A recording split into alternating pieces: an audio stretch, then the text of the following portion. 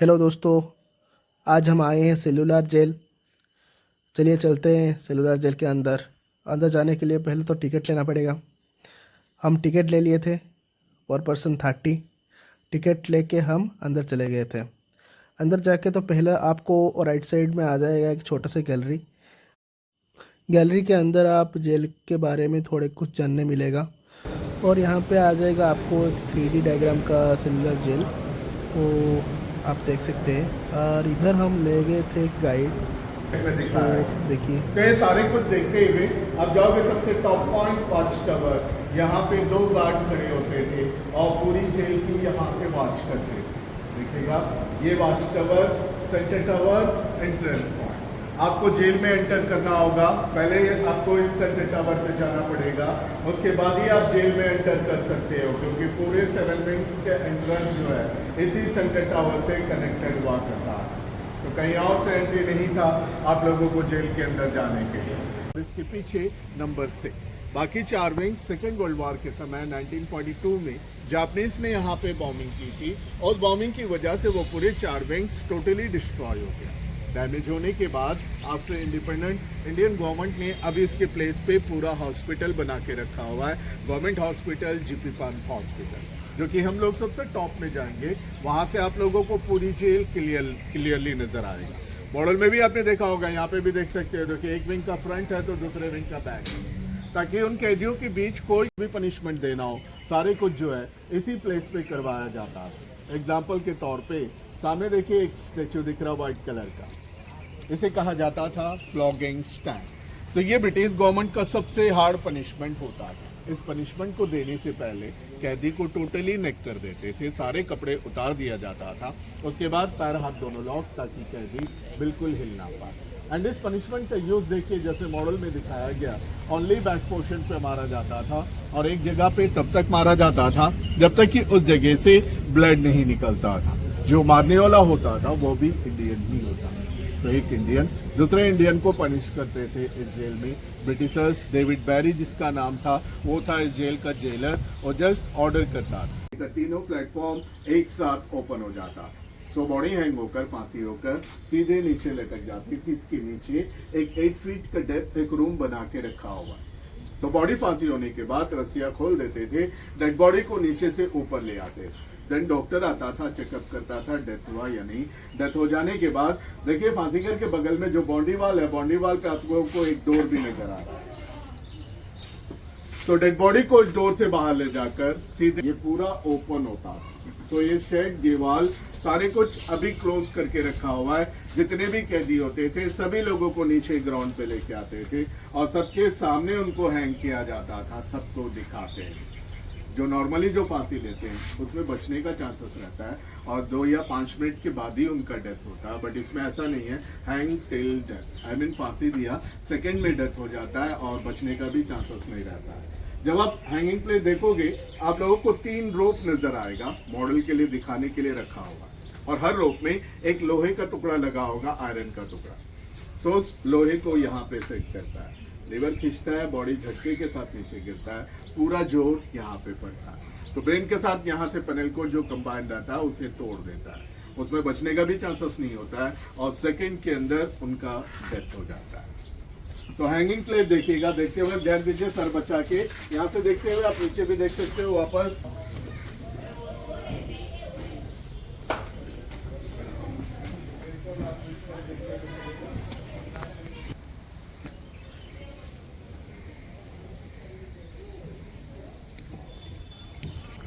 ये देखिए, ये जो प्लेस है, उनको फांसी देने से पहले यहाँ पे अच्छे से नहलाते थे, उसके बाद फांसी गृह में ले लेते थे।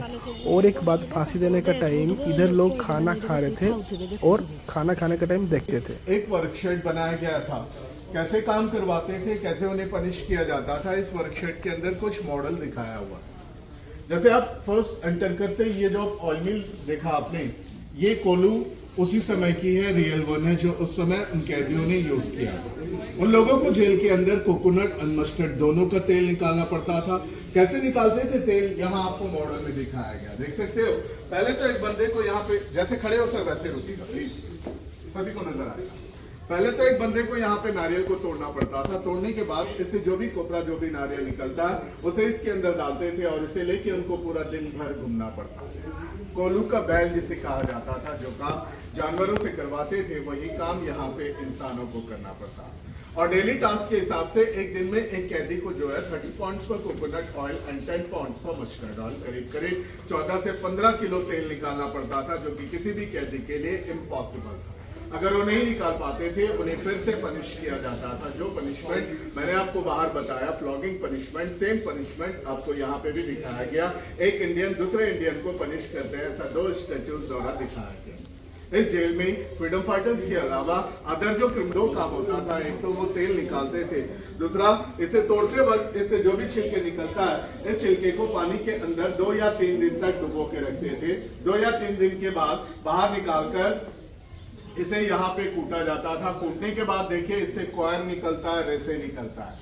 इस कॉयर को इस रोप मेकिंग मशीन में घुमाते हुए उन लोगों को रोप भी बनाना पड़ता था। ये रोप मेकिंग मशीन है और डेली टास्क के हिसाब से एक कैदी को एक दिन में करीब करीब 4 पाउंड्स जो है रोप मेकिंग करना पड़ता था। आपने जो अभी हैंगिंग प्लेस जो पांतीगर देख कर आए जिसपे जो रोप लटका हुआ है, ये न्यू वन नायलॉन का रोप है और उस समय जो रोप का यूज किया जाता था खुद का बनाया हुआ कॉयर का रोप होता था। वैसे ही जब आप लास्ट में देखा होगा एक पनिशमेंट ड्रेस रखा हुआ है। जब भी इस सिविल जेल में उन फ्रीडम फाइटर्स को कोई टोटली स्किन उखड़ जाती थी, क्रैशेस हो जाती थी पूरी बॉडी।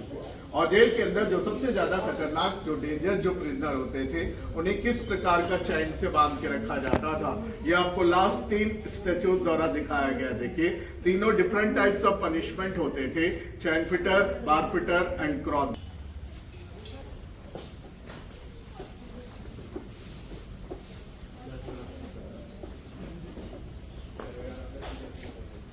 ये जो देख रहे हैं आप, ये मेन सेंटर पॉइंट है। जो 7 विंग्स होते थे, हर एक विंग को एंट्रेंस पे जो कनेक्ट करके रखा हुआ है, इसी सेंटर टावर से कनेक्ट किया हुआ कनेक्शन आपको यहाँ से भी नजर आता है। तो जो भी कनेक्शन अभी आप लोग देख रहे हैं, ये सारे कुछ आफ्टर इंडिपेंडेंट आज़ादी के बाद इंडियन गवर्नमेंट ने करके रखा हुआ है। उस समय कोई कनेक्शन नहीं था, ये पूरा ब्लाइंड था खाली। तो ब्रिटिशर्स क्या करते थे, प्लेटफॉर्म यूज करते। बाकी सर जो थोड़ा डिफरेंट है, थोड़ा बड़ा है। जो गार्ड होता था सिक्योरिटी गार्ड, उस गार्ड के लिए वो पहला सेल बनाया गया, क्योंकि गार्ड जो होता था वो भी इंडियन ही होता था। उसकी वजह से उनके लिए भी सेल बनाया गया, लेकिन वो खुला रहता था, वो जब चाहे अंदर बाहर हो सकता था। और जैसे आप सेल देखोगे, एक सेल में एक कैदी को रखा जाता था एंड पूरे जितने 693 जो सेल होते थे सारे सेल सेम थे, एक जैसे थे। 13.5 बाई 7 फीट वाली सेल है, 13.5 बाई 7 फीट। और हर सेल के बाहर 2 होल नजर आएंगे आपको। एल शेप में जो होल नजर आएगा वो सेल का लॉकिंग सिस्टम, और नेक्स्ट जो होल है सेकंड वन, वो कैदी जब सेल में बंद होता था उनको खाना वगैरह जो भी देना पड़ता था सारा कुछ सेकंड होल खोलकर उनको दिया जाता था। और एक सेल में एक कैदी के लिए एक लकड़ी का बेड, एक कंबल, एक लोहे का पॉट, लोहे का प्लेट एंड एक मिट्टी का पॉट दिया जाता था। देखिए उस लोहे का पॉट एंड प्लेट का यूज उनको खाने के लिए करना पड़ता था। लोहे का इसलिए देते थे ताकि उसमें कैदी खाना ज़्यादा देर रखना पाए। अगर वो ज़्यादा देर रखना चाहता है तो भी नहीं रख पाता, खाना खराब हो जाता था एंड पॉइजन भी हो जाता था। और देखिए इस मिट्टी के पॉट का यूज अभी जो सेल देखोगे अंदर जाकर किसी भी सेल के अंदर खुद उन्हीं को करना पड़ता था जब उन्हें सवेरे 6 बजे सेल से बाहर निकालते थे, तभी वो लोग क्लीन कर पाते थे उस पॉट। और रात के वक्त भी कोई सेल के अंदर कोई लाइट, कोई लैंप कुछ नहीं दिया जाता था, टोटली डार्क, एकदम अंधेरा होता है। तो सारे सेल सेम एक जैसे हैं। आप नीचे देखकर नीचे भी रह सकते हो। जो लोग ऊपर जाना चाहते हैं सेकंड फ्लोर देखते हुए उसी फ्लोर की सबसे लास्ट वाली है वीर सावरकर जी का सेल, नाम सुना होगा। इस सेलुलर जेल में वीर सावरकर जी को छोड़कर और किसी भी फ्रीडम फाइटर का सेल मेंशन नहीं किया गया। बाकी लोगों को एक सेल के अंदर 1 दिन, 2 दिन या 3 दिन, दूसरा या तीसरा दिन सेल विंग चेंज करते रहते थे। इस वजह से वीर सावरकर जी का सेल पूरे 10 साल उनको एक ही सेल में रखा गया। उनका सेल मेंशन किया गया है 1911 से 1921। Wing number 7, cell number 123, 123, top and last cell Veer Savarkar ji का सेल सेम है, बट वो डबल प्रोटेक्शन डबल डोर वाली सेल है। हैंगिंग प्लेस फांसी करके सामने रखा हुआ है। इस सेल जेल में उन फ्रीडम फाइटर्स को सबसे ज़्यादा मेंटली टॉर्चर दिया जाता है ताकि उनका दिमाग काम करना बंद कर दे, वो लोग ब्रिटिश के खिलाफ कोई प्लानिंग ना कर पाए। तो उनका सेल देखने के बाद जब आप लोग वापस लौटोगे सीधे टॉप जहां से पूरा जेल और पूरी पोर्ट ब्लेयर की आपको एरियल व्यू नजर आएगा। आइलैंड, समंदर, सारे कुछ आपको ऊपर से नजर आएगा। मैं भी यहाँ आने से पहले सुने होंगे जेल कोई नहीं, इस पूरे आइलैंड को सजाए काला पानी नाम से जाना जाता था। वर्ड काला नहीं था, वर्ड था काल। काल एक संस्कृत वर्ड है, समय, मृत्यु, डेथ। किसी को एक बार सजा हो जाती है सजाए काल पानी का, उनका लाइफ एंड था, वो वापस नहीं जाता था। Main reason life is black, चारों तरफ पानी है, तो इसे सजाए काल पानी नाम दिया गया। ब्रिटिशर्स ने यूज किया सेलुलर जेल को 32 ईयर्स, 32 साल ब्रिटिशर्स ने यूज किया जेल को 1906 से 1938 लास्ट था ब्रिटिशर्स का। यहाँ पे जितने भी लोग कैद थे सभी लोगों को जो है रिलीज कर दिया गया। उसके बाद देखिए सेकेंड वर्ल्ड वॉर स्टार्ट हो गया था 1942 में। जापानीज ने यहाँ ब्रिटिश के ऊपर अटैक किया, अटैक करके जापानीज ने कैप्चर कर लिया 3 ईयर्स 1942 टू 1945। जापानीज ने यूज किया 3 साल इस जेल। 1945 जो कि हिरोशिमा में जो बॉम्बिंग हुआ था अमेरिका के द्वारा, तो मजबूरन जापानीज को इसे छोड़कर जाना पड़ा। जापानीज जाने के बाद 2 साल जेल ऐसे ही खाली था। 1945 टू 1947 जो कि आज़ादी हमको मिल चुकी थी। आज़ादी के बाद इंडियन गवर्नमेंट ने भी इस जेल को यूज़ किया यहाँ के जो लोकल प्रिजनर्स थे उन लोगों के लिए। तो इंडियन गवर्नमेंट ने इस जेल को 1979 तक यूज करे। 1979 में इसे नेशनल मेमोरियल डिक्लेयर कर दिया गया श्री मोरारजी देसाई के द्वारा। तो जेल अभी एक म्यूजियम है, जस्ट मेमोरियल। यहाँ जेल के अंदर देखो कितना छोटा सा कमरा है, यहीं पे वो लोग अकेला पूरा रुक रहे थे। अभी हम देखेंगे वीर सावरकर का सेल।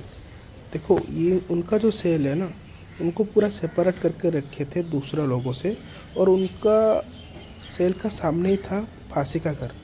मतलब जिसको फांसी दिया जाएगा ना वो देख पाएंगे। क्यों दिखा रहे थे? उनको मेंटली टर्चर करने के लिए। ये देखो उनका सेल, यहीं पे उनका बोर्ड में लिखा हुआ है कितना साल थे।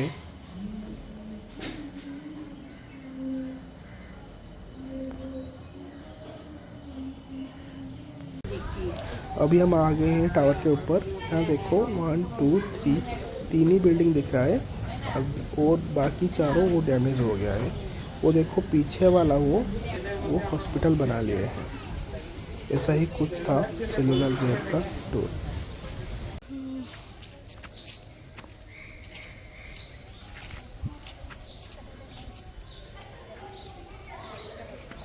Januari.